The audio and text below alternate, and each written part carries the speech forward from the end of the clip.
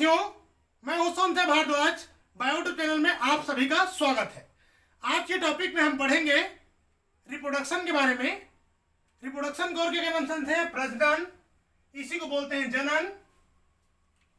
तो चलिए हम देखते हैं प्रजनन होता क्या है। तो प्रजनन का मतलब होता है, देखिए, री मतलब क्या होता है, फिर से। और प्रोडक्शन मतलब क्या होता है, उत्पादन। ठीक है।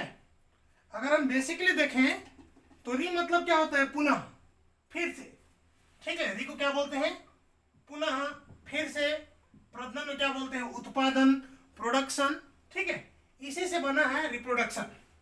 तो चलिए हम देखते हैं रिप्रोडक्शन को हम कैसे परिभाषित करेंगे। तो रिप्रोडक्शन में क्या बोलेंगे, देखिए, रिप्रोडक्शन क्या है, सभी जीवों में एक अनिवार्य प्रोसेस है। ठीक है, महत्वपूर्ण प्रोसेस है, आवश्यक प्रोसेस है, जिसमें जीव अपने ही समान संतति को जन्म देती है या उत्पन्न करती है, और अपने ही समान संतति को उत्पन्न करने की प्रक्रिया को ही प्रजनन कहते हैं। ठीक है, जीवों द्वारा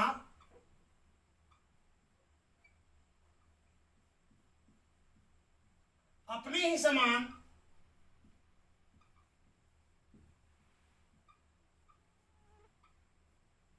संतति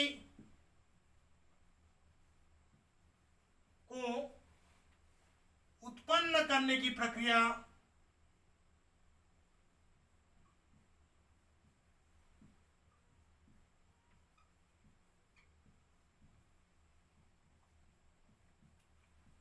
को क्या कहते हैं, प्रजनन कहते हैं।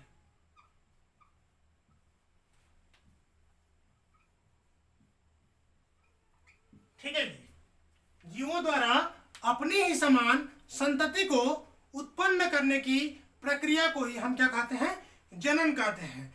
जनन या प्रजनन महत्वपूर्ण प्रक्रिया है जीवों में, है ना। और इसमें जो उत्पन्न संतति किसके समान होगा जी, अपने पेरेंट्स के समान होगा। ठीक है, इनमें जो उत्पन्न संतति, ठीक है, क्या लिख सकते हैं, प्रजनन द्वारा उत्पन्न संतति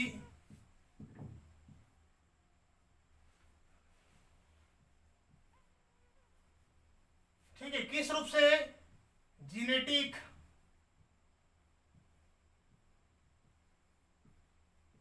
ठीक है, जेनेटिकली एंड मॉर्फोलॉजिकली,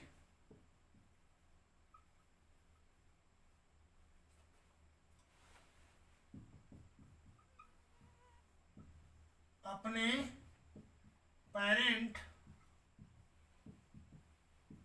के समान होते हैं।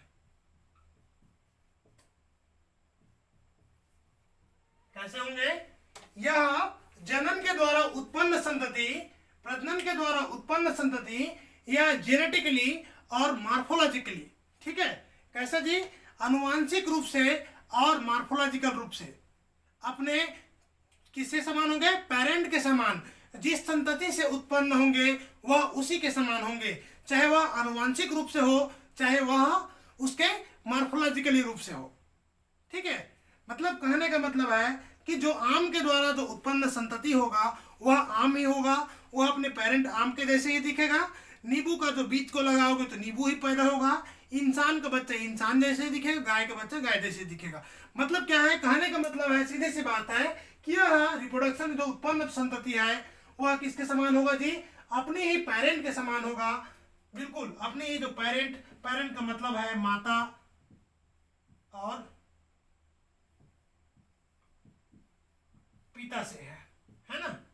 तो यह इसे जो उत्पन्न जो संतति है वह हूबहू अपने माता और पिता के समान होंगे। ठीक है, तो चलिए अब हम देखते हैं प्रजनन के प्रकार। तो प्रजनन की जो प्रोसेस है, प्रक्रिया है, यह मुख्यतः दो विधियों द्वारा संपन्न होती है।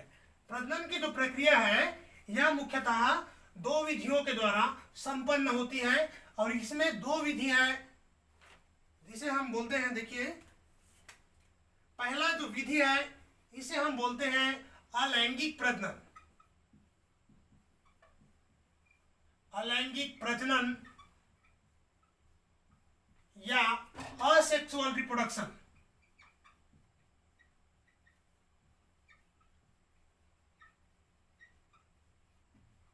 Asexual reproduction. दूसरा है, उसे हम कहते हैं लैंगिक प्रजनन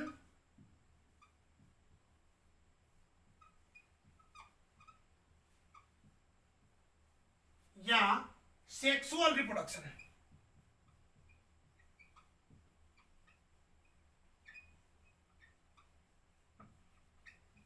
अब देखिए दोनों में जो मैं थोड़ा सा मेजर डिफरेंसेस बता दूं कि अलैंगिक प्रजनन है, असेक्सुअल रिप्रोडक्शन है, इनमें केवल एक संतति ही पार्टिसिपेट करता है।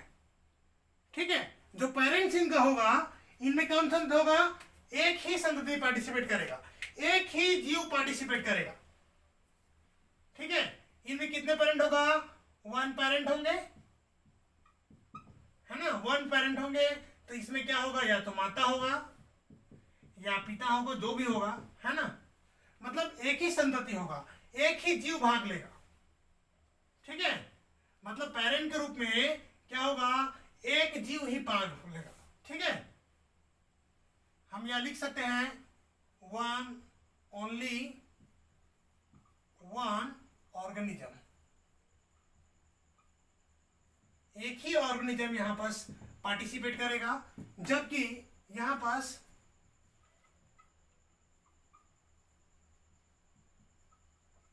दो ऑर्गेनिज्म पार्टिसिपेट करेंगे सेक्सुअल रिप्रोडक्शन में। ठीक है, तो सेक्सुअल रिप्रोडक्शन कौन कौन? एक यहां पास माता और प्लस पिता, दोनों का कंट्रीब्यूशन से क्या होगा? सेक्सुअल रिप्रोडक्शन कंप्लीट होगा। ठीक है, चाहे वह कोई भी ऑर्गेनिज्म हो, दो अलग अलग स्ट्रेंड्स का यहाँ पर यूज होगा। ठीक है, अगर फंजाई में देखेंगे तो प्लस और माइनस स्ट्रेंड यूज होगा, है ना। ह्यूमन में देखेंगे तो मेल फीमेल यूज होगा, प्लांट में देखेंगे तो भी मेल और फीमेल फ्लावर के यहाँ पास यूज होगा, और मेल और फीमेल अलग अलग गैमेट यहाँ पास उपयोग होगा।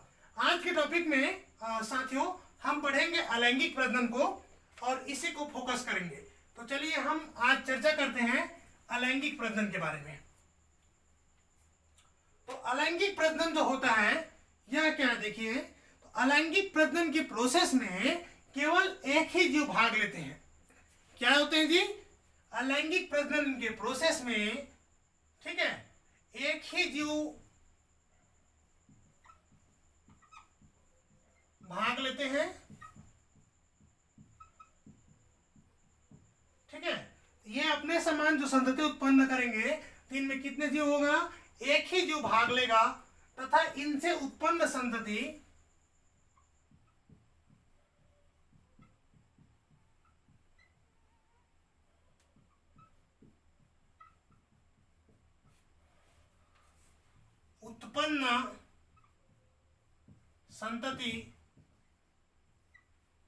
ठीक है, क्या होगा? अपने पेरेंट के समान होंगे, अपने पेरेंट के समान होंगे।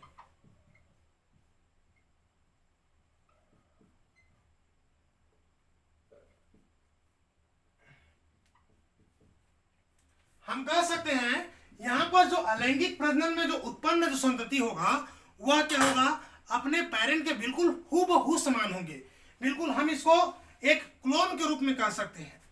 ठीक है, क्योंकि यहां पास कोई प्रकार का स्पोर का या अन्य जो संरचना है बीज वगैरह का यहाँ पर कोई यूज नहीं होता है। यहाँ पर डायरेक्टली जो प्लांट है या एनिमल्स है वहां पर क्या है? इसका असेक्सुअली क्या है? रिप्रोड्यूस होते हैं।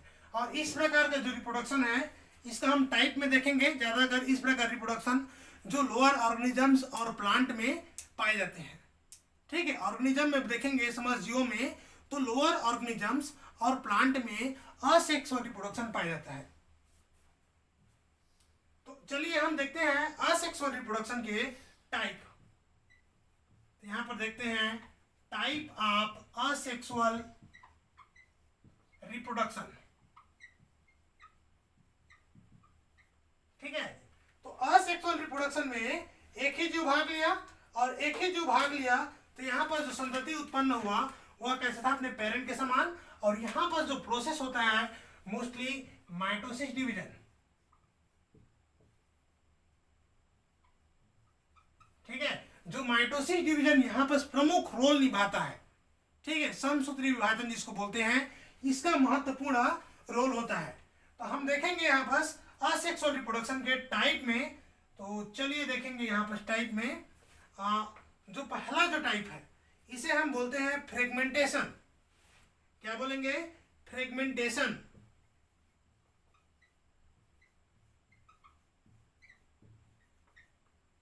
फ्रेगमेंटेशन या विखंडन, ठीक है जी। पहला जो प्रोसेस है इसे हम बोलते हैं फ्रेगमेंटेशन या विखंडन के नाम से जानते हैं। दूसरा जो प्रोसेस है उसे हम बोलते हैं बडिंग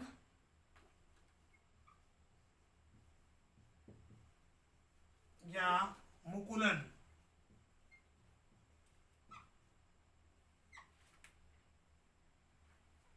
तीसरा जो प्रोसेस है इसे बोलते हैं स्पोर फॉर्मेशन।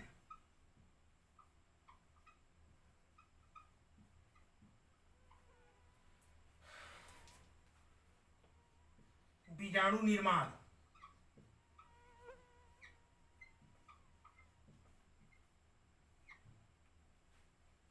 चौथा इसका प्रोसेस है उसे हम बोलते हैं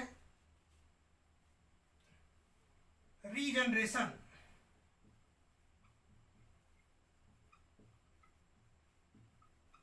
या पुनरुद्भवन।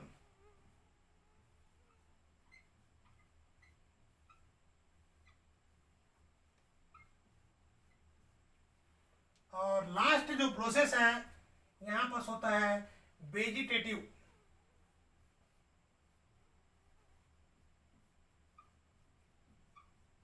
रिप्रोडक्शन, ठीक है, वर्धी प्रजनन, ठीक है, वर्धी कोशिकाओं के द्वारा प्रजनन। तो ये जो 5 जो प्रोसेस है इनमें का हम 4 को मुख्यतः पढ़ेंगे।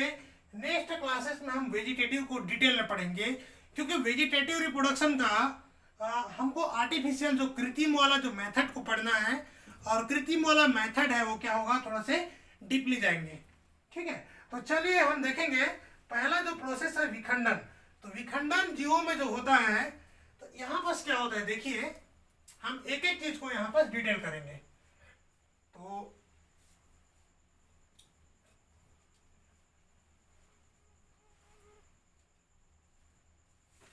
यहाँ पर ये टाइप है।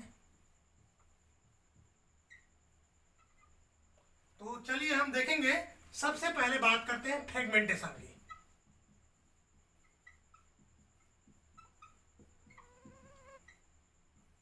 तो फ्रेगमेंटेशन की बात करेंगे विखंडन की। तो यहाँ पर विखंडन की जो प्रोसेस है, फ्रेगमेंटेशन की प्रोसेस है, इनमें जीव 2 या 2 से अधिक खंडों में विभक्त हो जाता है और वह खंड एक नया संतति का निर्माण करता है। उसी को ही हम क्या कहते हैं, विखंडन के नाम से जानते हैं, ठीक है। यहाँ पर क्या होता है, जो संतति है वह 2 या 2 से अधिक भागों में टूट करके नए जीवों का निर्माण करते हैं, ठीक है। इसमें जीव क्या करते हैं, 2 या 2 से अधिक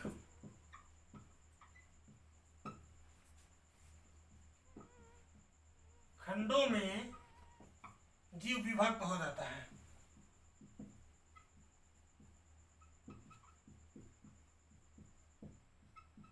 दो या 2 से अधिक खंडों में यहाँ पर जीव क्या होता है, विभक्त हो जाता है। उसे हम क्या कहते हैं, फ्रेगमेंटेशन या विखंडन के नाम से जानते हैं। तो यहाँ पर देखिए जो फ्रेगमेंटेशन है यह पुनः 2 भाग में यहाँ पर हम बांट सकते हैं।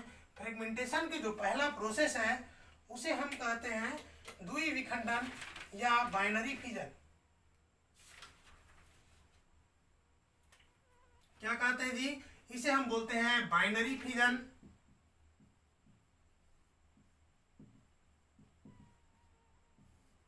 या द्विविखंडन। यहां पर देखिए जो द्विविखंडन की जो घटना होगा इनमें मोस्टली जो जीव है, ठीक है, द्विविखंडन की घटना होगा यहाँ पर मोस्टली जीव दो भागों में विभक्त हो जाता है। और यह जो प्रोसेस है यह जो लोअर ऑर्गेनिज्म है जैसे अमीबा है उनमें पाया जाता है। जैसे यहाँ पर देखिए इस प्रकार ये जो जीव है अमीबा, यह क्या करता है धीरे से, सबसे पहले इनमें क्या होगा, यहाँ पर इसका न्यूक्लियस डिवाइड होगा और न्यूक्लियस डिवाइड होने के बाद साइटोप्लाज्म भी इसका क्या होगा, श्रिंक होने लगता है इस प्रकार से। और फाइनली यह दो डॉटर सेल में डिवाइड हो जाता है, इसीलिए इसे इमोर्टल ऑर्गेनिज्म के नाम से भी जानते हैं अमीबा को। ठीक है, क्या हुआ देखिए, न्यूक्लियस क्या डिवाइड किया, फिर इसके बाद में जो साइटोकाइनेसिस हुआ और साइटोकाइनेसिस होकर के दो जीवों में विभक्त हो जाता है। इस प्रकार डिवीजन किसमें पाया जाता है, इसका उदाहरण है अमीबा। ठीक है जी, अमीबा इसका एग्जाम्पल है। यहाँ पर जीव क्या हुआ है, दो भाग में विभक्त हो जाता है, उसी को ही हम क्या कहते हैं, बाइनरी फिजन के नाम से जानते हैं। हम इसी में देखेंगे दूसरा, उसे हम बोलते हैं बहुविखंडन।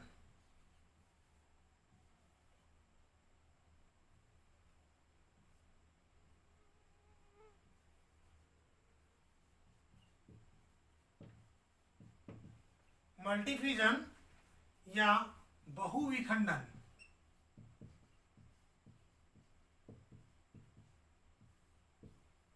तो यहां पर देखिए बहुविखंडन में इस प्रकार के जो घटना में क्या होगा, हमारा जो बाइनरी फ्यूजन क्या है अमीबा में जो पाया जाता है, और बहुविखंडन की घटना में कई बार क्या होता है, जो जीवों का इस प्रकार से, मैं इसको मिटाता हूं नीचे को थोड़ा से,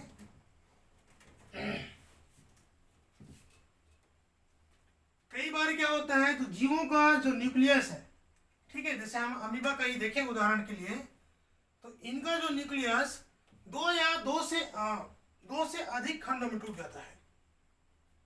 ठीक है, यहाँ पास इसका जो प्रोटोप्लाज्म जो है वह क्या होता है, धीरे से ये जो न्यूक्लियस है इनका जो प्रोटोप्लाज्म रहता है वह संकुचित होने लगता है, श्रिंक होने लगता है। ठीक है, यहाँ पास पूरा जो प्रोटोप्लाज्म रहा है यह क्या होने लगता है, श्रिंक होने लगता है। ठीक है, संकुचित होने लगता है। अब ये क्या होता है, संकुचित होने के बाद में कई बार क्या होता है, इनका जो न्यूक्लियस है वह दो या दो से अधिक खंडों में डिवाइड हो जाता है। ठीक है, और जितने भी खंड में इसका जो डिवीजन है, जितने भी खंड में इसका जो न्यूक्लियस टूटता है वह प्रोटोप्लाज्म्स छोटे छोटे भाग में यहाँ पर क्या हो जाएगा, कनेक्ट हो जाएगा, और कलेक्ट होकर के एक नया ऑर्गेनिज्म का निर्माण करता है। यही क्या करता है, नया ऑर्गेनिज्म का जितने न्यूक्लियस यहाँ पास बना है उतने न्यूक्लियस क्या होता है, नया जीव का निर्माण करता है। इसी को ही हम क्या कहते हैं, मल्टीफ्यूजन के नाम से जानते हैं। यहाँ पास क्या है, मतलब दो से अधिक खंड में टूट गया। यहाँ पर न्यूक्लियस क्या है, दो भाग में विभाजित किया और उसके बाद में दो संतति का निर्माण किया था बाइनरी फ्यूजन में। हम देखेंगे नेक्स्ट देखेंगे इसमें बर्डिंग के बारे में।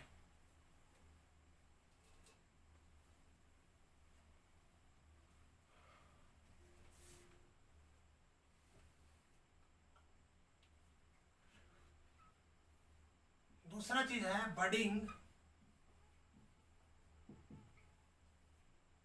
तो बर्डिंग के बारे में चलिए देखते हैं, इसे हम बोलते हैं मुकुलन,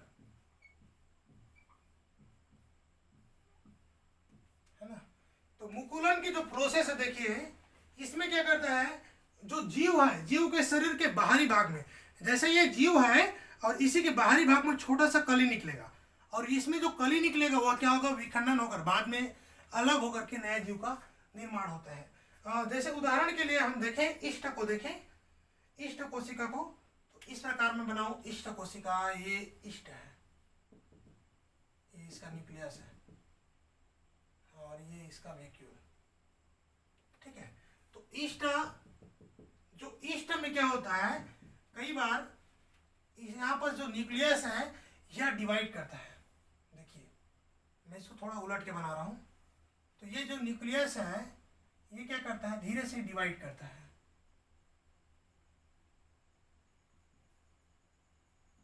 छोटा सा, और ये न्यूक्लियस ग्रो करके एक छोटा सा बड निकलेगा। ठीक है,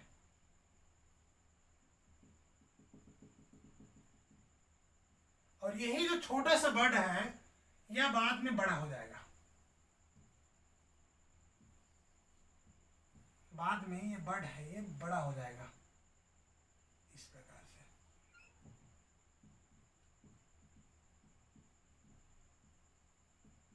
ये इसका न्यूक्लियस है और इसका न्यूक्लियस है, और धीरे से बाद में ये जो बड रहता है ये बड अलग हो जाएगा, यहाँ से अलग हो जाएगा, और अलग हो करके एक डॉटर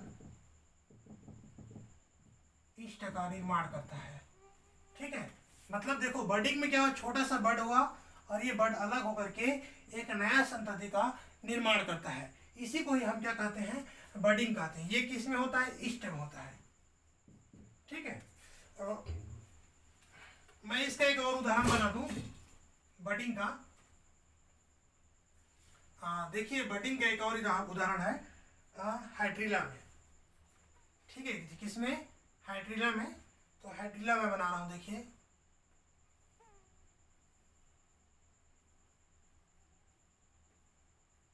ठीक है, I am not drawing good diagram. तो हाइड्रिला में ये इसका स्पर्शक रहता है, टेंटिकल रहता है, और ये बेस रहता है। ठीक है, और ये क्या है, टेंटिकल है। अब देखिए ये जो हाइड्रिला है इस पर जो बेसल रीजन पर छोटा सा ब्रांच निकलता है। क्या निकलेगा, बड निकलेगा। ये क्या है, बड है। यहां पर सी बड था, तो छोटा सा बड निकलेगा, और यही बड बाद में अलग होकर के एक नया हाइड्रिला का निर्माण करता है।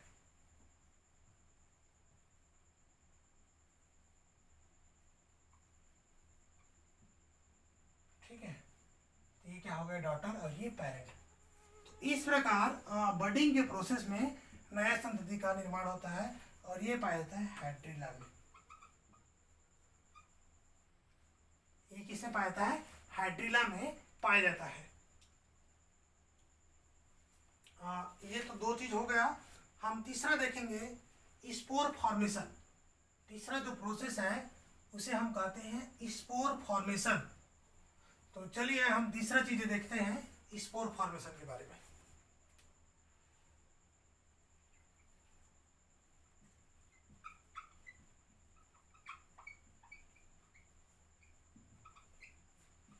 या बीजाणु निर्माण।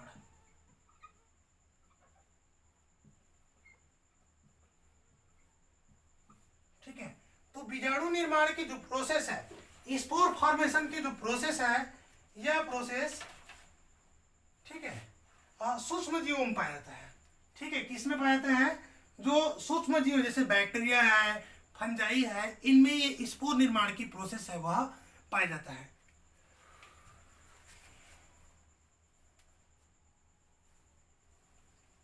ठीक है, यह विधि क्या होते हैं, किससे पाया जाता है, बैक्टीरिया, फंजाई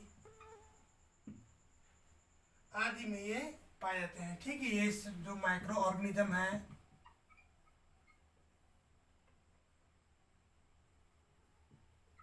इनमें ये पाया जाता है स्पोर फॉर्मेशन। तो स्पोर फॉर्मेशन में क्या होता है, देखिए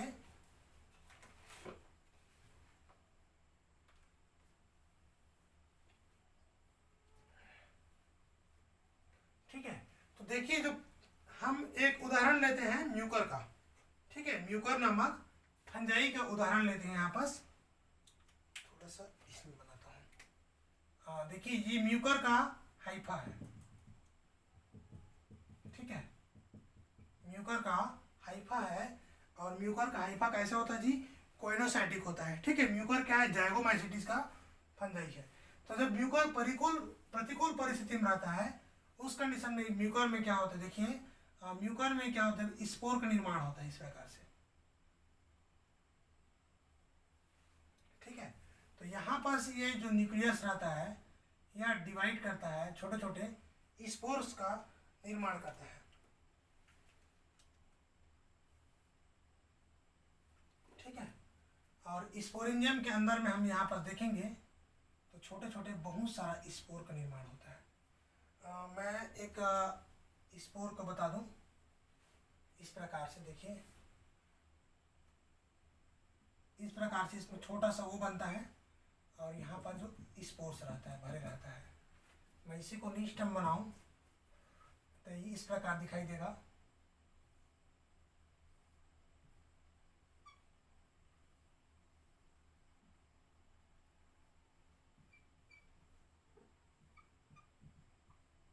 ये सब क्या है, स्पोर्स है, ठीक है, किसमें, म्यूकर का।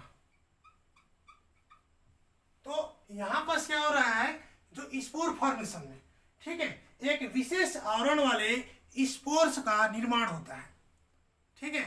जो बैक्टीरिया, फंजाई, जो सूक्ष्म जीव है, इनमें क्या होता है, प्रतिकूल परिस्थिति में क्या इसका निर्माण होता है जी, स्पोर का निर्माण होता है, बीजाणु का निर्माण होता है। और यही बीजाणु रहता है या प्रतिकूल परिस्थिति में, क्योंकि इनमें विशेष प्रकार की भित्ति का निर्माण रहता है, जिससे क्या कहते हैं, प्रतिकूल परिस्थिति को झेलता है। और यह अनुकूल परिस्थिति जब इसको मिलता है, ठीक है, फेवरेबल कंडीशन मिलता है, तो यही स्पोर क्या करता है, जर्मिनेट करता है, ठीक है। और जर्मिनेट करके नया हाइफा को जन्म देता है, ठीक है। किसको जन्म देगा जी, नया हाइफा को जन्म देगा। तो इसी को हम कहते हैं, क्या कहते हैं, स्पोर फॉर्मेशन, ठीक है। क्या कहेंगे, स्पोर फॉर्मेशन। तो क्या इसमें लिखना है, इसमें यह लिखना है कि स्पोर फॉर्मेशन जो बीजाणु का निर्माण है यह किस में होता है, यह जो सूक्ष्म जीव है जैसे बैक्टीरिया, ठीक है, फंजाई आदि जीवों में ये स्पोर का निर्माण होता है। यहाँ पर से एक विशेष आवरण वाले, ठीक है, कोशिका का निर्माण होता है, उसी कोशिका को हम स्पोर कहते हैं। यह प्रतिकूल परिस्थिति में निर्माण होता है, जो अनुकूल परिस्थिति आने पर क्या जर्मिनेशन करके एक नया फंगल हाइफा या जो भी नया जीव का निर्माण करते हैं। तो इसी को ही हम क्या कहते हैं, बाई स्पोर के द्वारा प्रजनन। नेक्स्ट है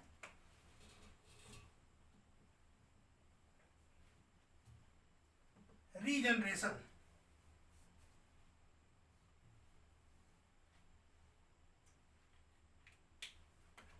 नेक्स्ट क्या है जी, रीजनरेशन।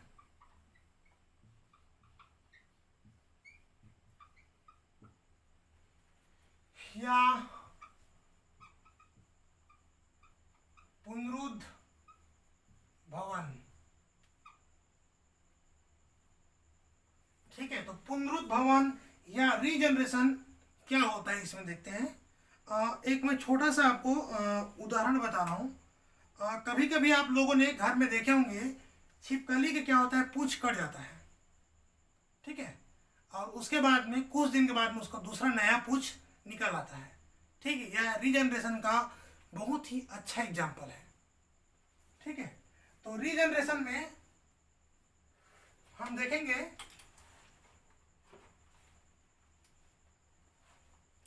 इस विधि के द्वारा जब क्या होता है, जीवों का शरीर, ठीक है, किसका, इस क्रिया में जीवों का शरीर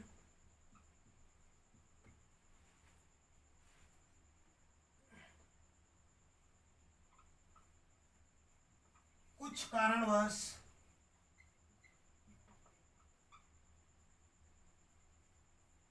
कई भागों में टूट जाता है,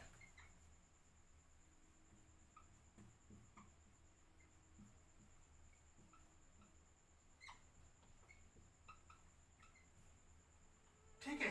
क्या होता है, कई टुकड़ों में टूट जाता है, कई भागों में टूट जाता है, जिससे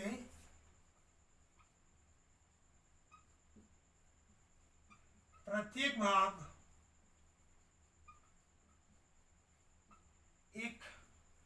नया जीव का निर्माण करता है।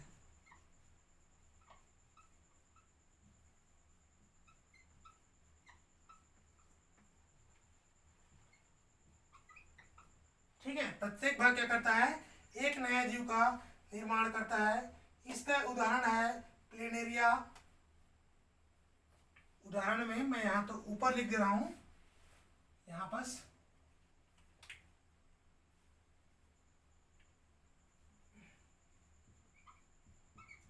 प्लेनेरिया,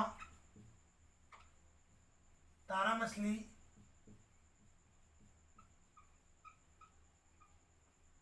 और जो ऊपर बनाए थे, हम पहले बनाए थे वो हाइड्रा। ठीक है, हाइड्रा को मैं कहीं पास लिखूं, यहाँ लिख देता हूं हाइड्रा। ठीक है, जो पहले बताया था दोस्तों वो हाइड्रा है। ठीक है, मैं पहले में हाइड्रिला लिखा दिया था, सॉरी, वो क्या है, हाइड्रा है।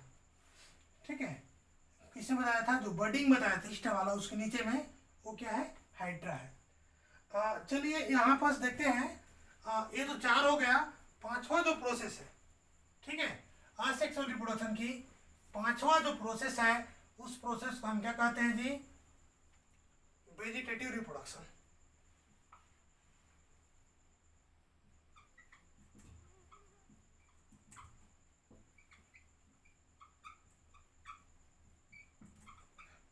तो वेजिटेटिव रिप्रोडक्शन यहाँ पास जो जीवों के जो वेजिटेटिव पार्ट के द्वारा, ठीक है, वर्धी भाग के द्वारा नया जीव का निर्माण होता है। यहाँ पास किसी भी प्रकार का स्पोर और बीज का निर्माण नहीं होता। किसका निर्माण नहीं होता जी, यहाँ पर स्पोर एंड सीड का निर्माण नहीं होता।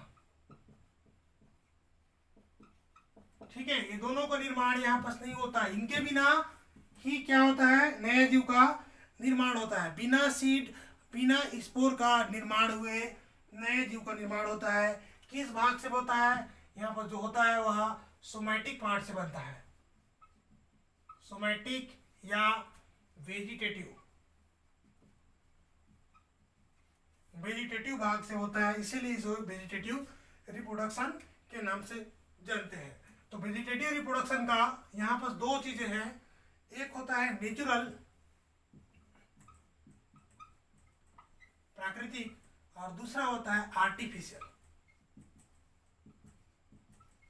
ठीक है, तो नेचुरल जो होता है, ठीक है, हमारे प्रकृति में बहुत सारे ऐसे व्यवस्था है दोस्तों, जिसके द्वारा जिन प्लांट में सीड का निर्माण जैसे जल्दी नहीं होता है, या सीड उसका, ठीक है, नए संतुलन बनने में या तो अक्षम है, ठीक है, कई भी कारण हो सकते हैं जिनमें वेजिटेटिव रिप्रोडक्शन नेचुरली पाया जाता है। तो नेचुरली जो पाया था इनमें, ठीक है, क्या क्या के द्वारा होगा, नेचुरली जो होता है ये होता है बल्ब, ट्यूबर, राइजोम, ठीक है, कॉर्न, ये जो भाग है इन भागों से होता है। बल्ब जैसे प्याज का देखे हैं तो प्याज का जो बल्ब रहता है, ठीक है, वह बल्ब क्या है, नए संतुलन उत्पन्न करने में सक्षम रहता है। आलू का ट्यूबर है, शकरकंद का जैसे कॉर्नम आता है, घन कंद में आता है ना। और इसके अलावा जो रूट है, रूट के भाग है, ये सब क्या है, वेजिटेटिव रिप्रोडक्शन करने में सक्षम होता है। इसके अलावा स्टेम, लीफ, ये वाला भाग भी क्या होता है, सक्षम होता है। जैसे देखे होंगे बेशरम का, गुलाब का, ये सब का जो स्टेम रहता है वह क्या होता है, सक्षम रहता है, जो नेचुरली वेजिटेटिव रिप्रोडक्शन के लिए। ठीक है, ये क्या होता है, जब लगाएंगे इतने जो भाग को तो नया पौधा क्या होता है, जन्म लेता है ना। लीफ में देखेंगे तो किसका, ब्रायोफिलम का जो लीफ है, पत्थर चट्टा का जो पत्ती है, उसे हम पत्ती से भी क्या होता है, नया संतति क्या है, उत्पन्न होता है। नेक्स्ट हम देखेंगे आर्टिफिशियल को कल के क्लासेस में। आर्टिफिशियल में जो मानव के द्वारा जो तैयार किया जाता है, ठीक है, गुटी, कलम, लेयरिंग, ठीक है, ये क्या है, आर्टिफिशियल वेजिटेटिव रिप्रोडक्शन में आता है। तो कल हम पढ़ेंगे स्पेशली वेजिटेटिव रिप्रोडक्शन का आर्टिफिशियल को, ठीक है, कृत्रिम वर्धी प्रजनन के बारे में कल पढ़ेंगे। ठीक है दोस्तों, अगर ये वीडियो आपको पसंद आता है तो लाइक शेयर सब्सक्राइब जरूर करें, लाइक की बटन जरूर क्लिक करें, सब्सक्राइब करने के बाद में बेल आइकन को जरूर क्लिक करें ताकि मैं जब भी वीडियो बनाऊं यह आप तक जरूर पहुंचे। ठीक है, तो लाइक तो बनता ही है, सब्सक्राइब जरूर करें। नेक्स्ट क्लासेस में हम क्या पढ़ेंगे जी, आर्टिफिशियल वेजिटेटिव रिप्रोडक्शन के बारे में चर्चा करेंगे। थैंक यू फॉर दोस्तों वॉचिंग।